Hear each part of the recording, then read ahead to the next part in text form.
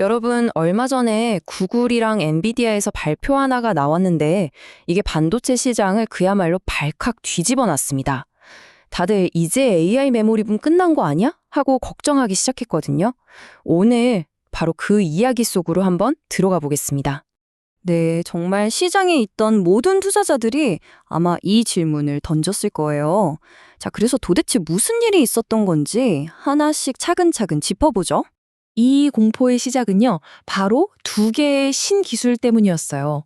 AI를 지금보다 아주 훨씬 더 효율적으로 만들 수 있다는 기술이었죠. 먼저 엔비디아가 KVTC라는 걸 발표했고요. 며칠 안 돼서 구글이 터보 퀀트라는 걸 공개했습니다.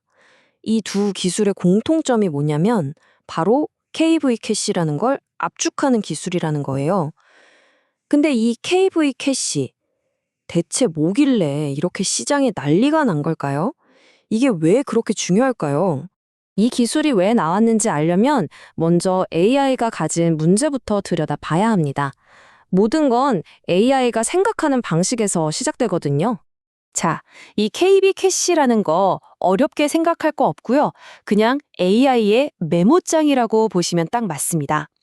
우리가 긴 글을 쓰거나 복잡한 계산할 때 옆에 중요한 내용 적어두는 그런 메모장이요. 문제는 AI랑 대화가 길어지거나 아니면 엄청 복잡한 작업을 시키잖아요. 그럼 이 메모장에 적는 내용이 끝도 없이 늘어나는 거예요.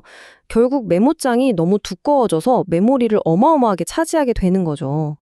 이게 바로 병목 현상으로 이어집니다. 비유하자면 일해야 할 책상 위에 메모지, 참고 자료가 너무 잔뜩 쌓여서 정작 새롭게 일할 공간이 하나도 없는 그런 상황이 된 거예요.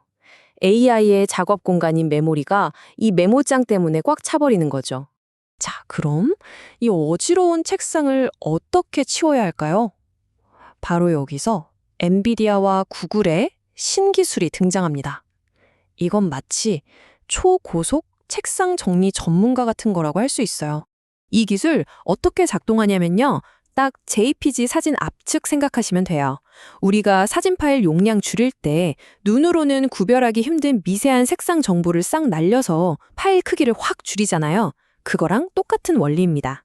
보시면 이전에는 참고해야 할 원본 문서를 그냥 몽땅 책상에 쌓아두고 일하는 시기였어요. 근데 이제는 어떻게 하냐? 그 모든 문서에서 핵심만 딱 뽑아서 작은 포스트잇 한 장에 요약해놓고 일하는 거죠. 훨씬 깔끔하고 효율적이겠죠. 와, 근데 그 결과가 정말 대단합니다.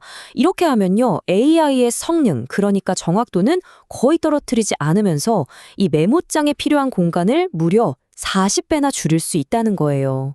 40배요? 자, 바로 이 지점에서 시장이 공포에 떨었던 그 질문으로 돌아가게 됩니다. 아니, 작업 하나 하는데 메모리를 40분의 1로 줄일 수 있으면 당연히 메모리 칩 수요도 줄어드는 거 아니야? 너무 당연한 생각 같죠?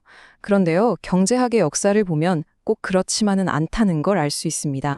오히려 정반대의 일이 벌어질 가능성이 큰데 그 배경에는 바로 제본스의 역설이라는 아주 흥미로운 경제 원리가 있습니다. 이 역설이 뭐냐면요, 아주 간단해요. 어떤 기술이 발전해서 자원을 쓰는 게 훨씬 저렴하고 효율적으로 변하잖아요? 그럼 사람들이 그걸 아껴 쓰는 게 아니라 와, 이렇게 싸졌어? 그럼 이제 이런 데도 써보고 저런 데도 써봐야겠다 하면서 새로운 활용법을 마구 찾아낸다는 거예요. 그래서 결국 전체 소비량은 오히려 폭발적으로 늘어난다는 거죠. 자, 이 과정을 한번 보세요. 먼저 신기술 덕분에 AI를 돌리는 비용이 확 낮아집니다. 그렇죠.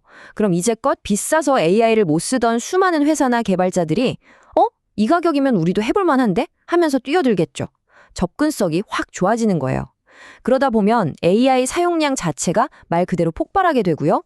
결국 전체 시장으로 보면 이전과는 비교도 안 될 만큼 어마어마한 메모리가 필요하게 되는 겁니다. 이게 그냥 이론뿐인 얘기가 아닙니다. 앞으로 AI가 어디까지 발전할지를 생각해보면 메모리 수요는 정말 우리 상상을 초월할 거예요. 자, 얼마나 엄청난지 한번 볼까요? 지금 우리가 쓰는 AI는 간단한 질문에 답하는 수준이죠.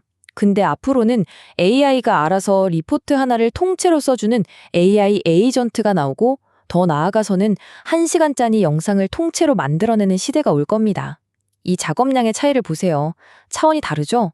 단계가 올라갈 때마다 필요한 메모리 양은 정말 기하급수적으로 늘어날 수밖에 없어요. 근데요, 지금까지 얘기한 건 전부 컴퓨터 화면 안에서 일어나는 일이잖아요. 진짜 게임은 이제부터입니다.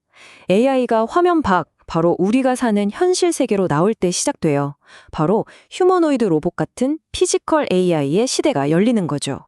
한번 상상해 보세요. 우리 집에서 로봇이 돌아다니려면 뭘 기억해야 할까요? 이 방은 어떻게 생겼는지, 내 열쇠는 보통 어디에 두는지, 내가 5분 전에 물 좀 갖다 줘라고 했던 말, 심지어 지금 자기 팔다리가 어디에 있는지까지 이 모든 걸 실시간으로 기억하고 처리하려면 정말 엄청난 양의 메모리가 계속해서 돌아가야만 합니다. 자, 이제 결론입니다. 이번 메모리 압축 기술 소식은요. AI 메모리 시대의 끝을 알리는 장송곡이 아니었어요. 오히려 완전히 새로운 시대의 시작을 알리는 신호탄이었던 거죠. 이제 반도체 전쟁의 판도가 바뀐 겁니다. 예전에는 단순히 더 많은 메모리, 그러니까 더 큰 책상을 만드는 경쟁이었다면 이제는 그 책상을 얼마나 똑똑하고 효율적으로 쓸 수 있느냐의 싸움이 된 거예요. 누가 더 똑똑한 메모장을 만드느냐, 이 효율성이 바로 새로운 전쟁터가 된 거죠. 단순히 양으로 승부하던 시대에서 지능적인 설계, 즉 효율로 승부하는 시대로 넘어가는 겁니다. 과연 이 효율성 전쟁은 앞으로 AI 기술을 어떤 새로운 혁신으로 이끌게 될까요? 이 질문이야말로 우리가 앞으로 계속 지켜봐야 할 가장 중요한 포인트가 아닐까 싶습니다.